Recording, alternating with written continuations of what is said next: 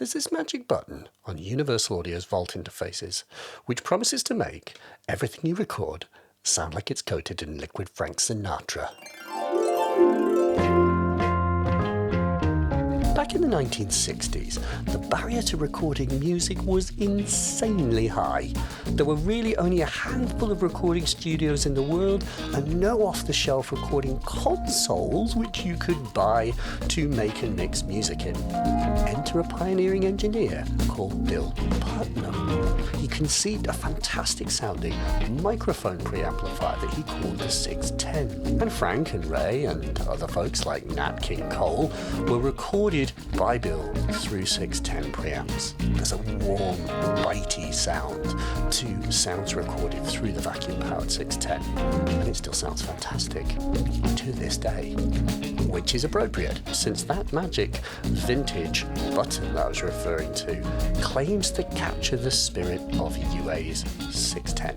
We're going to record some synths, we're going to record some drum machines, we're going to record some vocals and bits and bobs through vintage. I'll let you hear a whole mix that's been recorded with it and the same mix without, so we can compare the two. Now the vaults that have 76 in the title actually have a really lovely analog compressor built into each channel as well, and we're going to try that too. So first, let's go over to the computer, and you can see that I've got Ableton Live. Now you get Ableton Live with the Vault. You get a version that you can load virtual instruments into, and you get virtual instruments with Vaults also. And I have a couple of them here. One is this UJam Deep, which is a classic vintage drum kit, which sounds very nice. And then I've also got the Dandy, which is this purple dandy here. And this is a classic bass guitar. Now, I also have another thing, and this isn't included, but Universal Audio have this thing called Spark, and Spark is Universal Audio native plugins. That is ones that don't require special DSP like their other higher-end interfaces. This is native, and this is their mini Moog. And I've just got it doing a tiny little sound at the end.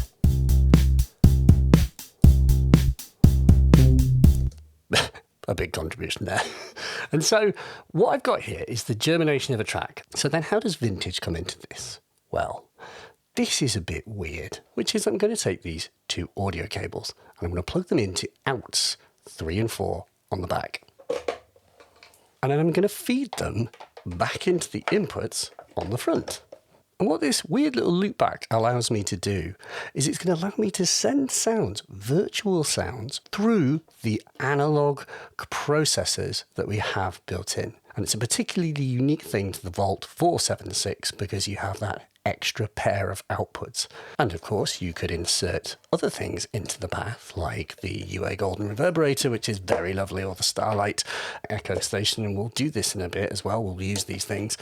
And so on the computer, I'm going to go audio 2, external out, and I'm going to pick 3 and 4. Now,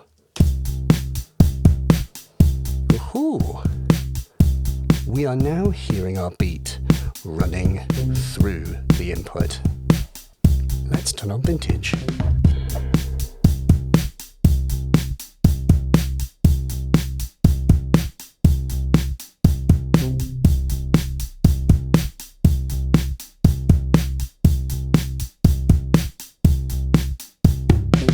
And so what vintage does at low drive settings can be quite subtle, which is just as you would want it, because if you're going to apply this process to everything that you record, you don't want everything to sound like it's gone through a sort of tube screamer. And you can possibly also hear a little bit of a high frequency lift.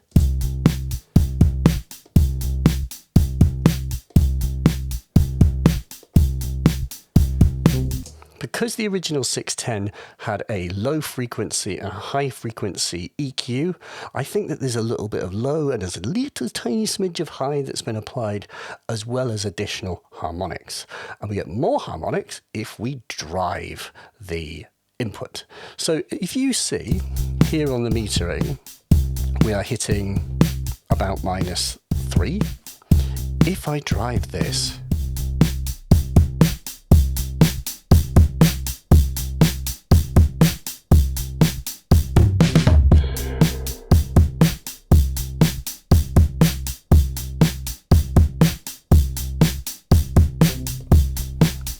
becomes more pronounced. But perhaps you're hearing there's obviously this kind of like sort of raunchy drive thing that happens, and that's just the good stuff to do with analog preamps. If you drive analog preamps, they just sound good. And so by enabling vintage and turning up the gain and kind of redlining this thing in a nice way, you introduce more raunchy drive. Now, I think it may be a bit extreme for this, but I just wanted you to hear that so you can really hear this kind of tubey vibe. Now, the other thing is the compressor. What I'm going to do is I'm going to play this, I'm going to engage vintage, and I'm also going to cycle the compressor onto fast mode. And let's listen to what that does. Turn it down a bit. Vintage on.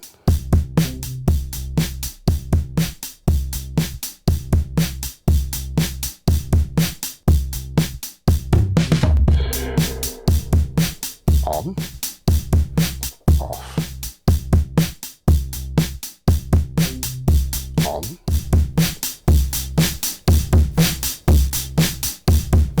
Off.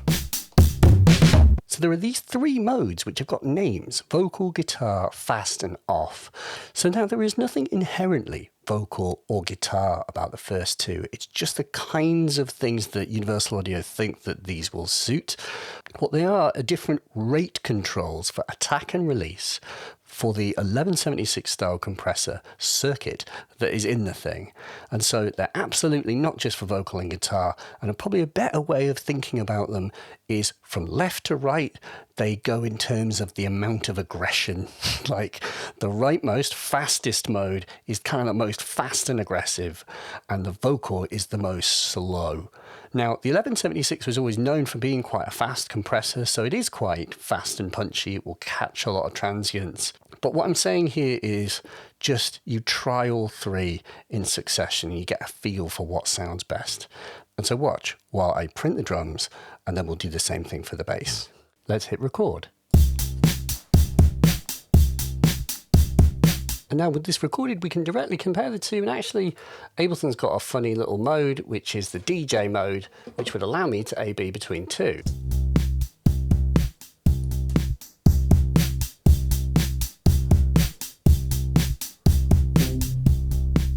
Good grief.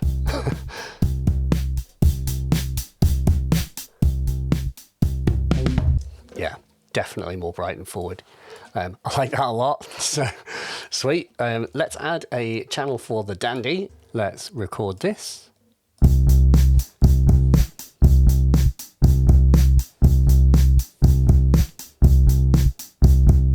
What I'm going to do now is get the mini Moog. Let's run that in quickly. Nice. Okay, so to add another part, I've got the Roland J6, which is a very beautiful poly synth. I've got the J6 running into the UA Golden Reverberator, which is a very lovely DSP pedal, and it's running the Lexicon 224's Hall algorithm, which is a good time. A very lovely time to be had by all. And of course then that's running into the vault, and I don't have the vintage mode on. What I'm going to do is I'm going to record this part and I'll bang on the vintage mode, so we'll record it without vintage and then with. And by the way, you can hopefully see that I've got the non-vintagized version first and then the vintagized version so that we've got them separated. So we'll be able to hear with and without the vintage and 76 effects.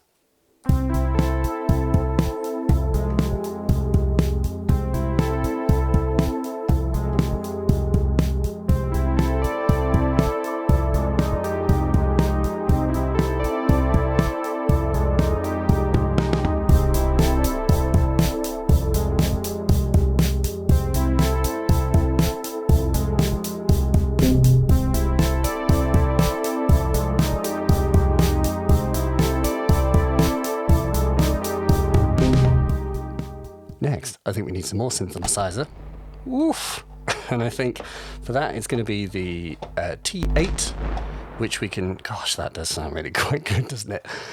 We can use the T8, and perhaps we should use the Starlight, which is a delay pedal. So excuse me while I swap these out. And here we go. I've got the EP34, which is based on the Echoplex. And here I have a quite acid thing going on. Let's just hear what that sounds like driven through vintage.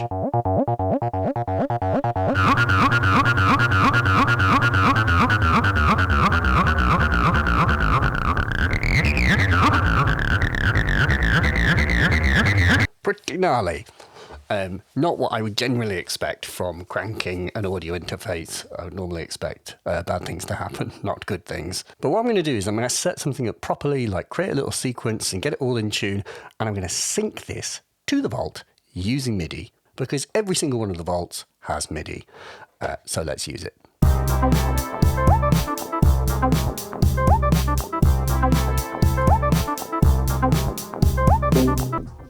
And while the T8 is connected, let's get some reinforcement. We're going to use the kick and the clap, and we'll record that in as well. We're going with fast here.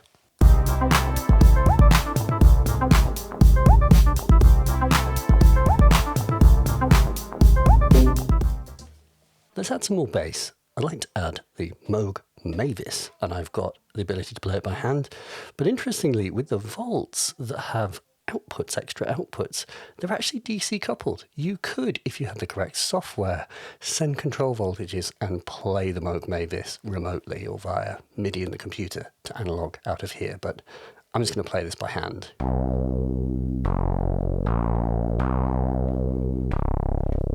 Nice.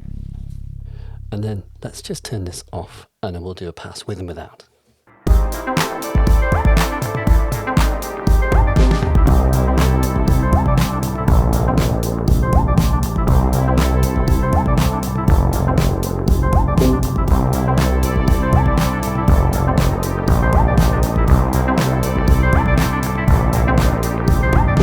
Nice. So let's add a little bit of singing. Please don't leave. I've got Melodyne, which came with the Vault, so don't worry, it's going to be fine. And for this, I've got a really nice microphone, which is a Rode NTR. This is a ribbon microphone that Rode make. I love the sound of this mic, and there's something classic about it, so I think it'll go well with this. I'm not much of a singer, but everyone loves a trier, right? And so now, for better or potentially worse, I've got a bunch of takes of my vocals. I'm going to fast forward through this bit, but what I'm actually going to do is I'm going to pick my favourite bits. I'm going to double track it, which means that I'm going to take two complete copies of the same recording, and I'm going to play them at the same time with one in the left channel and the other in the right. And once I've got these two takes that I like, I'm going to run them through the processor. Moment of truth, we've now got our whole mix up on the screen, and this is the non-vintagized version here, and of course this is the vintagized version. I've done a tiny bit of reductive EQing, but I have not applied any positive EQing of any kind to any of the channels. It is only high passing in order to take bass out. But I have got a couple of effects. Namely, I've got the UA Pure Plate. This is a separately available UAD Spark plugin, which is very nice. And I've got that applied to the Dreamy vocals and to the J6. And of course, I've got this delay applied, which is the sort of stock Ableton one, which we do get with Ableton Live Lite. And of course, as I said, we melodined the vocals. God bless Melodyne. Woozy though they still are, that's the spirit. A little bit of wooze to create that dreamy effect. So let's hear it. First non-vintagized and then vintagized.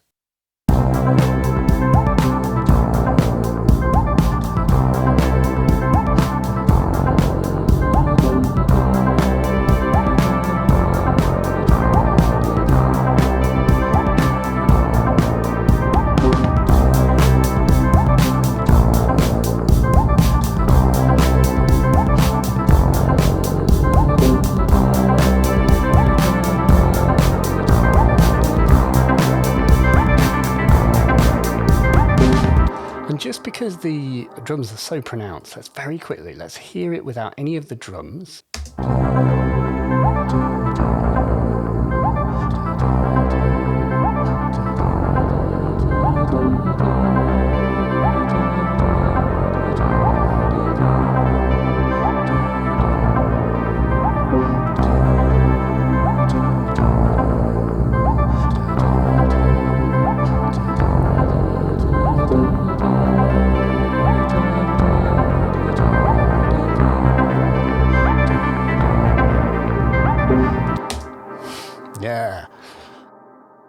Very cool. You can hear in isolation the effect is super subtle. On each channel it's sometimes hard to even hear what it's doing. Of course that's a function of how much we chose to drive it when we applied the effect. And you could drive it really hard, as we heard with the drums. It's made the most difference on this like deep drums thing. Let's just hear that. Oof. Look at the levels. You might think that I'm overdriving the one, but I'm not. It's actually quieter.